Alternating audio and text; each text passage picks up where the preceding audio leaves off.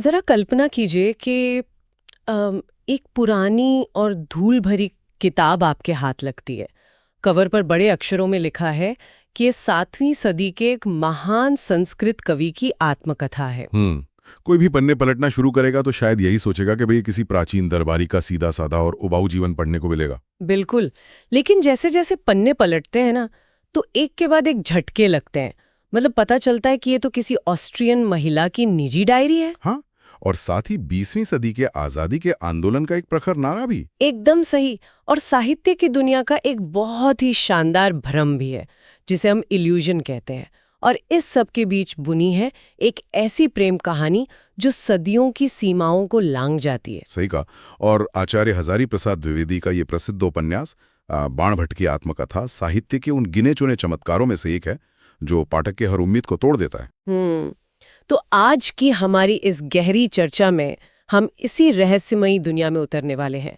हमारे सामने जो स्रोत हैं वो इस किताब के कथानक, इसके शिल्प और इसमें छिपी नारी चेतना का बहुत बारीकी से विश्लेषण करते हैं। और इसका सबसे बड़ा उद्देश्य ये समझना है कि कैसे 7वीं सदी की पृष्ठभूमि पर लिखा गया ये उपन्यास असल में 20वीं सदी के आधुनिक मानवतावाद का एक रूपक बन जाता है। तो चलिए शुरू करते हैं। इस उपन्यास के गहरे अर्थों तक पहुंचने से पहले मैं सोच रही थी कि सबसे पहले हमें इसके ढांचे को समझना चाहिए, क्योंकि इसका ढांचा ही अपने आप में एक पहेली है। बिल्कुल। साहित्य के बड़े विश्लेषक E.M. फॉस्टर ने कहानी और कथानक, जिसे हम प्लॉट कहते हैं, उसके बीच एक बहुत जरूरी अंतर बताया है। अच्छा, वो क्या है? उनका कहना है कि जैसे राजा मर गया, उसके बाद रानी मर गई, ये महज एक कहानी है। मतलब ये सिर्फ हमें ये बताती है कि एक के बाद एक क्या घटना घटी। हाँ, लेकिन अगर हम कहें कि राजा के मृत्यु के गहरे दुख में रानी मर गई तो ये कथानक बन जाता है। चलिए इसको थोड़ा और आसान भाषा में समझते हैं। कहानी सिर्फ घटनाओं की एक लिस्ट है, लेकिन कथानक हमें क्यों और कैसे का जवाब देता है। एकदम सही। उसमें कार्य और कारण का संबंध होता है। अगर मैं इसे आज के दौर की एक एनालॉजी से समझाना चाहूँ तो ये बिल्कुल वैसा है जैसे कोई स्मार्ट वॉच किसी की 5 किलोमीटर की दौड़ ट्रैक कर रही हो। अच्छा, ये बड़ा दिलचस्प उदाहरण है ना? वो स्मार्ट वॉच बताएगी कि धावक ने कितनी दूरी तय की, हार्ट रेट क्या था, कितनी कैलोरी जलाई। ये उस धावक का प्रत्यक्ष कथानक है, मतलब उसकी भौतिक यात्रा है। लेकिन उस दौड़ को पूरा करने के पीछे उस इंसान का जो मानसिक संघर्ष था, जो हार न मानने की भावना चल रही थी, वो उसकी असली कहानी है, उसकी भावनात्मक यात्रा है। बहुत खूब। स्टीव एल्कॉर्न नाम के विद्वान ने भी साहित्य के लिए बिल्कुल यही सिद्धांत दिया है।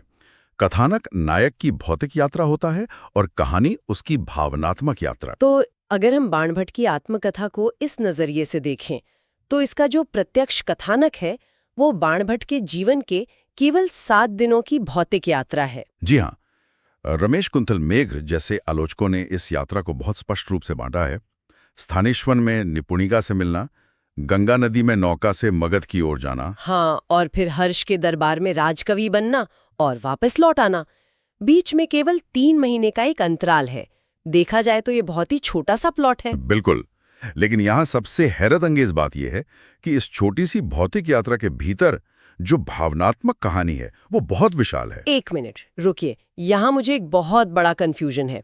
हमारे स्रोतों में एक जगह लिखा है कि इस उपन्यास की भावनात्मक कहानी ईसा पूर्व 4वीं सदी से लेकर 7वीं सदी तक फैली हुई है। हाँ, बिल्कुल ऐसा ही है। अब ये कैसे संभव है? अगर भौतिक प्लॉट सिर्फ 7 दिन का है तो हम अचानक 1000 साल पीछे कैसे पहुंच गए? क्या इस किताब में कोई टाइम मशीन वगैरह का एंगल है जो मुझसे मिस हो गया? क्योंकि बाणभट्ट और बाकी पात्र अपने साथ पूरे समाज का वो ऐतिहासिक बोझ लेकर चल रहे हैं जो 4वीं सदी ईसा पूर्व के मौर्य काल से शुरू हुआ था।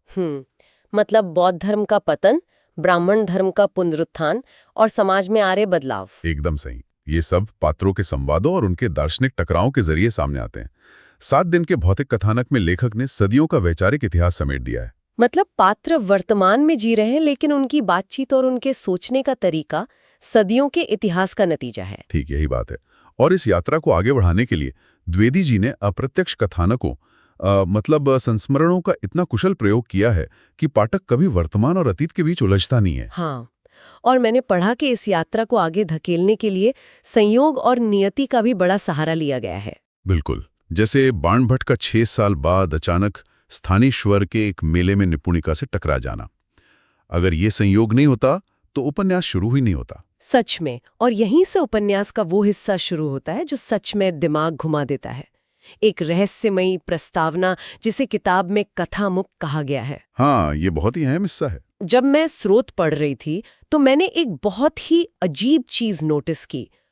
ये उपन्यास तो असल में बाणभट्ट ने लिखा ही नहीं है। सही पकड़ा आपने। लेखक ने एक पूरी गप गढ़ी है कि ऑस्ट्रिया की रहने वाली एक मिस कैथरीन नाम की महिला भारत आती हैं और उन्हें शोण नदी के किनारे एक बहुत पुरानी पोथी मिलती है। और फिर कहानी का जो नरेटर है, जिसका नाम व्योम है, जो कि असल में हजारी प्रसाद द्विवेदी जी का अपना छद्मनाम व्योमकेश शास्त्री है ना? बिल्कुल। वो उस पोथी को मिस कैथरीन के अनुवाद के रूप में छापता है। ये तो बिल्कुल फाउंड फुटेज वाली हॉरर या सस्पेंस फिल्मों जैसा हो गया, जहां शुरुआत में बताया जाता है कि हमें ये टेप जंगल में मिली थी। हाँ, एनालॉजी बिल्कुल सटीक है। लेकिन मेरा सवाल ये है कि एक इतने बड़े विद्वान लेखक को अपनी बात कहने के लिए इतना बड़ा साहित्यिक धोखा क्यों देना पड़ा? सीधे सीधे एक ऐतिहासिक उपन्यास क्यों नहीं लिख दिया? देखिए, इस धोखे के पीछे एक बहुत गहरी मनोवैज्ञानिक जरूरत थी। संस्कृत साहित्य में खुद की आत्मकथा लिखने का कोई चलन नहीं था। अच्छा। अगर द्विवेदी जी सीधे बाणभट्ट के नाम से मैं बाणभट्ट हूं कहकर लिखते तो वो उस युग के हिसाब से बहुत अस्वाभाविक लगता। लेकिन मिस कैथरीन का आवरण इस पूरी रचना को एक सुरक्षा कवच दे देता है। जब मिस कैथरीन अपने पत्र में लिखती हैं कि बाणभट्ट केवल भारतवर्ष में ही नहीं होते, तो वो एक इशारा कर रही होती हैं। बिल्कुल, ये इशारा इस बात की तरफ है कि शायद ये आत्मकथा असल में मिस कैथरीन के अपने किसी विदेशी कवि प्रेमी की कहानी है, जिसे उन्होंने बाणभट्ट के पात्र पर मढ़ दिया है। ये तो सच में एक परत के अंदर दूसरी परत है। हाँ। मतलब लेखक ने विदेशी महिला का आवरण ओढ़ा, और उस विदेशी महिला ने बाणभट्ट का आवरण ओढ़ा। हाँ, और इसी तकनीक ने द्विवेदी जी को एक बहुत बड़ी आजादी दी। वे एक सम्मानित प्रोफेसर थे।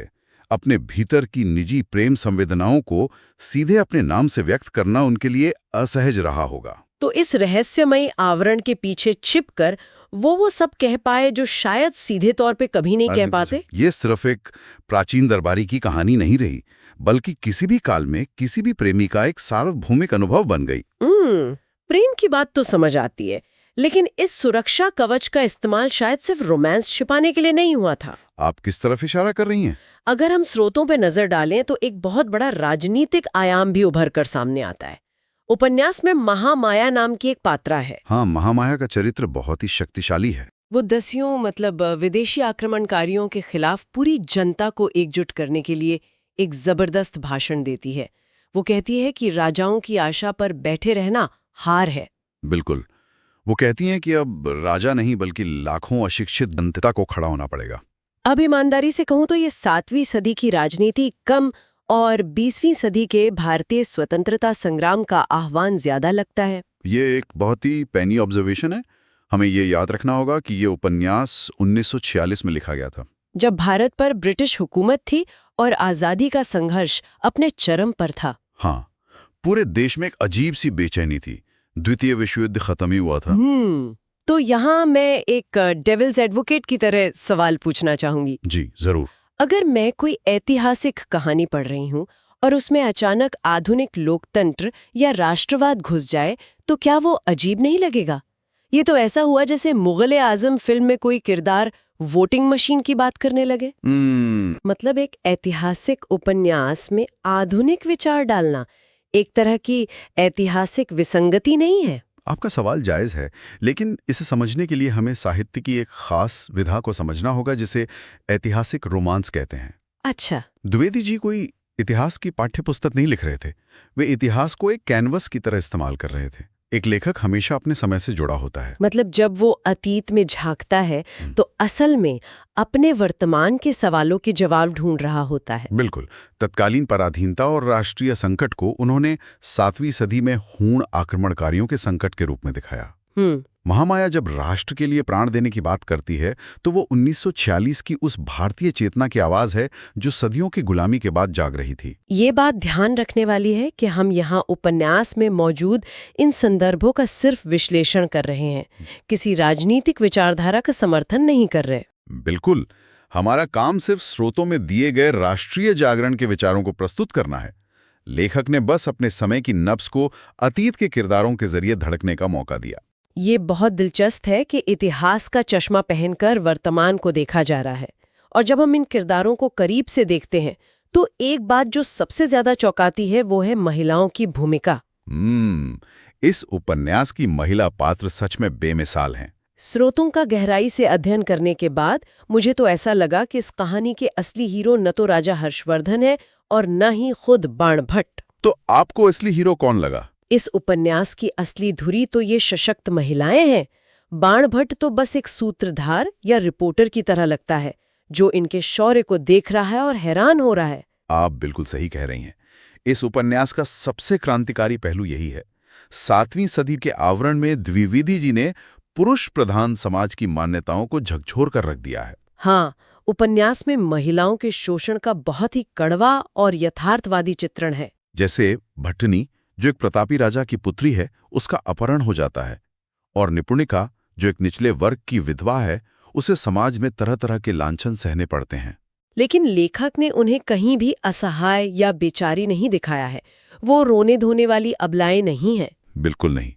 निपुणिका का चरित्र ही देख लीजिए, वो सिर्फ किस्मत के भरोसे नहीं बैठती। हाँ, समाज के तानों से बचने के लिए वो अपना रूप बदलती है, एक जासूस की तरह काम करती है, और अंत में अपने आत्मसम्मान और भट्टिनी की जान बचाने के लिए सब कुछ दांव पर लगा देती है। और महामाया, एक सन्यासिनी होने के बावजूद वो समाज से कटी हुई नहीं है। वो लोक कल्याण के लिए पूरे राजनीतिक मोर्चे का नेतृत्व कर रही है। बाणभट्ट का उपन्यास में एक बहुत ही प्रसिद्ध कथन है जो मुझे याद आ रहा है। वो कहता है, मैं नारी देह को देव मंदिर के समान पवित्र मानता हूँ। ये कोई साधारण वाक्य नहीं है। उस समय के समाज में जहां स्त्री को अक्सर भोग की वस्तु या एक कमजोर प्राणी माना जाता था, वहां उसे देव मंदिर के समान पवित्र कहना एक बहुत बड़ा वैचारिक विद्रोह था। और इसी विद्रोह से एक और भारी भरकम शब्द निकल कर आता है जिसका जिक्र हमारे नोट्स में बार बार हुआ है, उदात्त प्रेम। हाँ, उदात्त प्रेम इस उपन्यास की आत्मा है। अब ये उदात्त प्रेम, जिसे भारी साहित्यिक हिंदी में रागात्मक अनुभव कहा गया है, ये आम इंसान की भाषा में क्या है? देखिए, उदात्त का मतलब है जो आपको ऊपर उठाए, जो साधारण चीजों से परे हो।